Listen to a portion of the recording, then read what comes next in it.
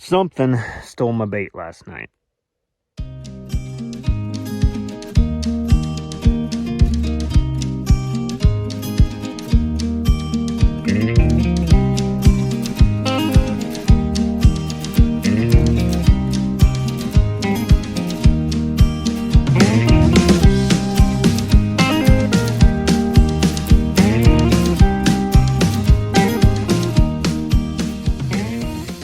Hey friends, welcome back to another episode. This is going to be part 2 in the Trapline series of taking over my grandpa's old Trapline. I've got one goal for this property, and that is to catch a cat. I want to catch a bobcat, one cat, that's it. That's all I'm asking for. I'm setting the bar pretty low. That's my goal for this property, guys. So we're gonna head out, we're gonna go check some traps and put in some cat sets. Stay tuned. Welcome back to part 2, guys. You'll recognize this location, guys. We got the dirt hole and the flat set on this corner. Something came in here and fished out our bait last night. I have a feeling it might have been a red fox, not for sure, but they left me a present down there at the other one. So we're gonna make some adjustments. I'm going to change the placement of my trap, rebait this thing, and get on with the line, fellas.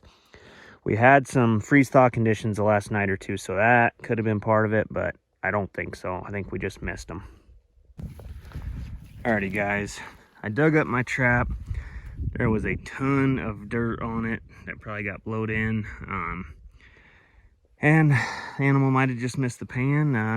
Might not have been able to fire the trap, who knows, but it was sitting back here. I moved it up closer to the hole, added some stepping guides, rebaited that hole, Platte Valley paste bait number 2 and landline lure down in the hole.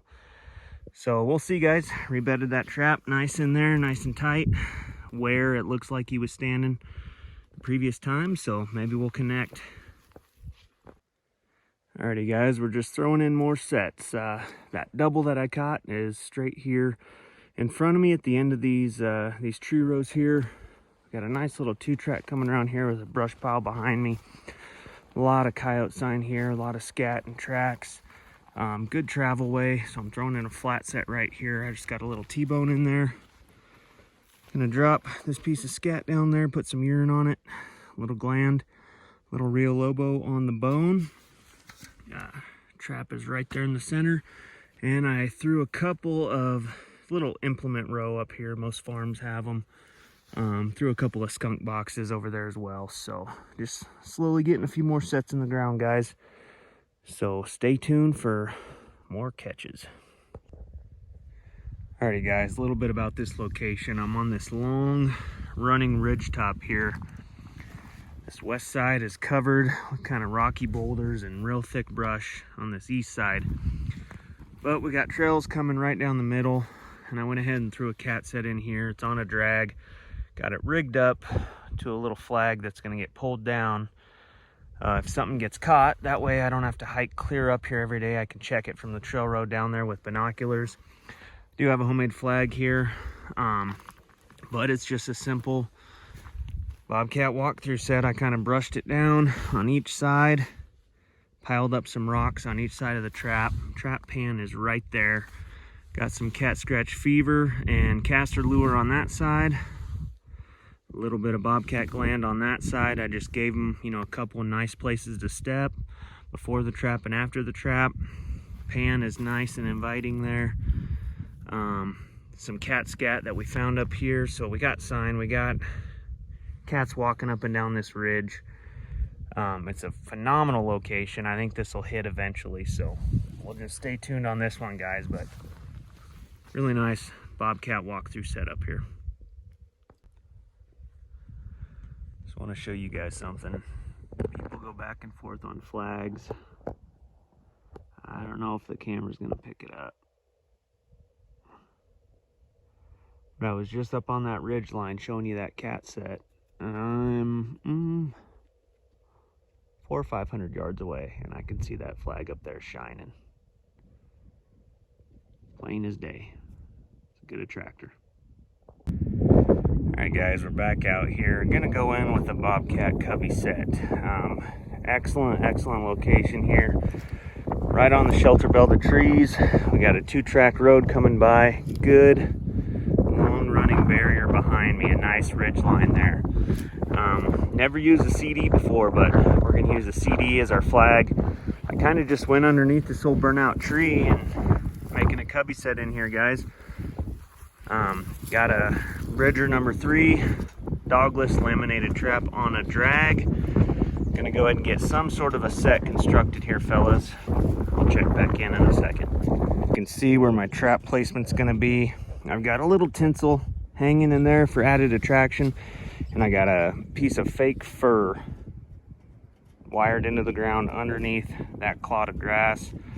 I'm gonna be about 12 inches back from my main attractor, and I'm gonna block this trap in real heavy. I'm gonna give them a nice place to step right here before the pan, on the trap, and after the trap. Gonna get this thing bedded in nice and tight and block it down real heavy. All right, guys, we're almost done here. Got my trap bedded, got it blocked down pretty good. I got some bait and lure in that hole on the fake fur underneath that wad of grass up there. Gonna get a little bit of my skunk smear long distance call lure and just kind of smear some of that up high up here. Really heavy on the skunk essence, and there's some sweet musks in there as well. Help pull those animals in here, and we're almost done. I'll show you when the set is complete. All right, gentlemen, here's the completed set. And let's be perfectly clear here, I am not an expert at this. I'm just using my imagination, and I'm making a cubby kind of in the style that my grandpa used to make them. And he was a cat killer, so we'll see what happens. These limbs here, these little cedars, are all wired into place. These ones down here are stuck in the ground just to really crowd that entrance and try to keep any canines from going in there. It appears that they could possibly go out the back. They can't, but there's enough light coming through, so hopefully that'll help ease them on in there. But we just got a nice little spot to step. Right beyond that is my pan. I got my fake fur in there with a bait and a lure, a little bit of cat gland, and some long distance call, guys. And we got our flag out here, CD, blowing in the wind for attraction. I'm really curious to see how this plays out, fellas. Hopefully we can get a nice cat in there.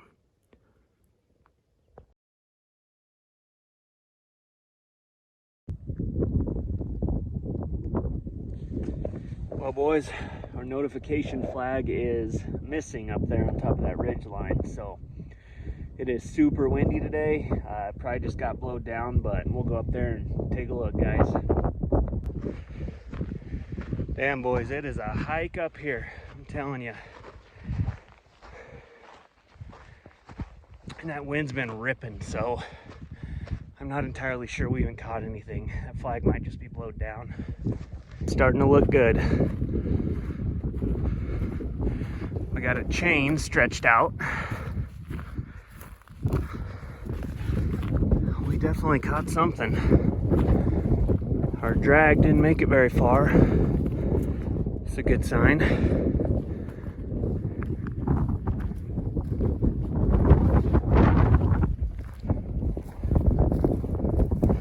No way, boys. There we go. That is what I'm talking about. Finally. Just a little guy, but it's a cat nonetheless. That's what we've been after, fellas.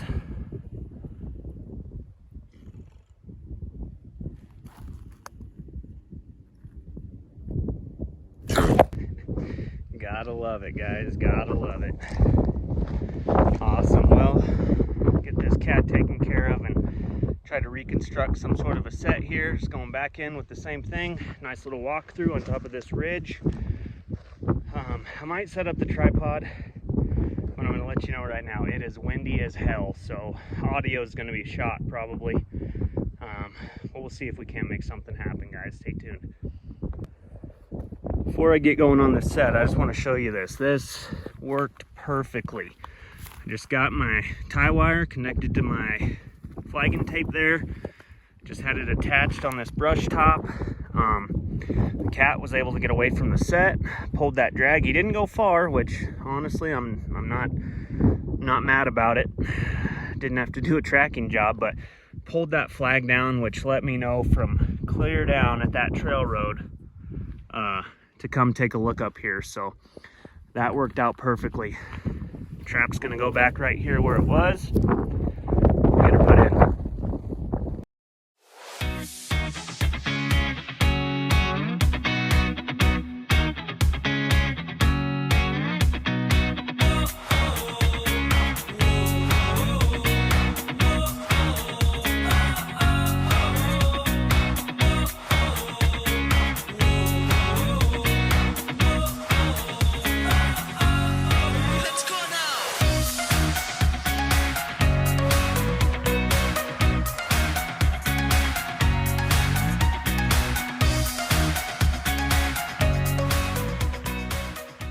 Same as it was before, guys. Brushed in tight from each side, piled up some rocks on each side of the trap. You can actually see the trap pan. I don't have a pan cover. It's packed in tight all the way around.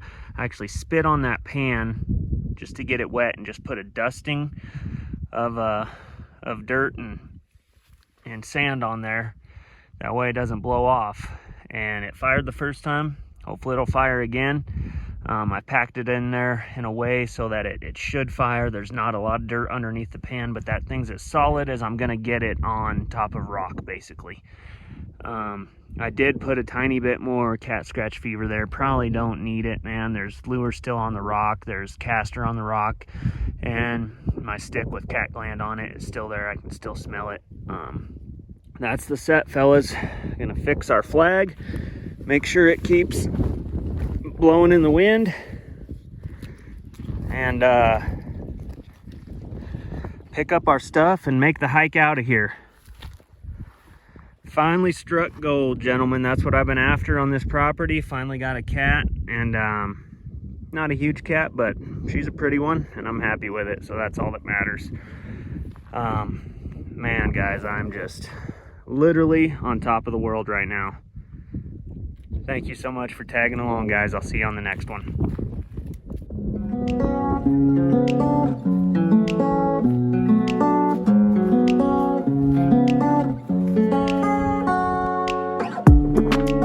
Guys, we are headed home and rolling out. Just one quick thing I want to leave you with.